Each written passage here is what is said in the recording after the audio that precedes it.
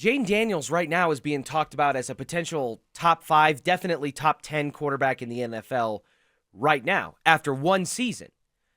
And you've got certain prognosticators and NFL people who are putting J.J. McCarthy in a power ranking type setting over a guy like Bo Nix. And J.J. McCarthy hasn't played a snap of NFL football yet. Foolishness. And I just don't quite understand why and what it is about Bo. Do they think he's being carried by Sean Payton's system and that he's only looking that good because Sean is making him that good? Or are they just thinking he hit every green light you could possibly hit? I don't understand why the gap between a Jane Daniels and a Bo Nix, and even some of the other rookies from that class or just quarterbacks in general, is as wide as it seems to be in a lot of people's minds. Yeah, well, I think it's because of where they drafted, until you go out there and then you do it one time. Well, you got to do it again because you were the 6th quarterback taken. If you're Tom Brady and, you're drafted really late in the draft, well, now you got to do it for a couple years before we actually believe it because our valuation said you were going to be a backup quarterback. Our valuation said to Bo Nix, there are 5 other guys that were better than you. So after year 1, we can't already think that you're going to be better than all those guys. So I think that has a lot to do with it is the valuation process and where you're drafted early on can hurt you when it comes to these types of conversations. So for a guy like Bo, guess what? He's got to go out and do it again for people to really believe it and feel like, okay, yeah, he is the real deal because you know what? He can't be better than J.J. McCarthy. He wasn't picked before him. So, yeah, I think that has a lot to do with where you're drafted and how you were evaluated. And I know he was the 6th quarterback taken off the board, and I've definitely referenced that just like many of us as much as anybody. But he was still drafted 12th overall. I mean, but a lot of people, had him.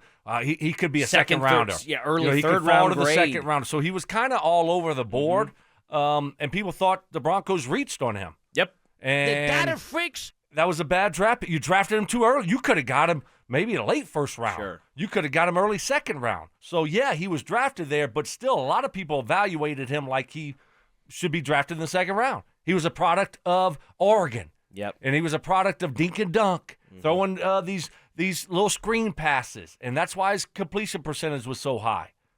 So I think that hurts him when it comes to this. Well, I will say this. I completely co-sign RG3's assessment that Bo Nix is the most underrated quarterback in the NFL right now. And I think that this upcoming 2025 season is going to prove that in spades. I think Bo Nix is on the doorstep of a pretty awesome sophomore season for the Broncos. Not a sophomore slump, more of a sophomore jump, to quote Dover and Cecil. No, I like that. You don't play 17 games in the NFL as a rookie and play as good as Bo does and it be a fluke. Could he regress a little bit? Yeah, but, it's real. There's something there. You don't get carried for 17 games in the NFL, okay? That didn't happen with Bo. So the guy has something. Now, what kind of jump can he take?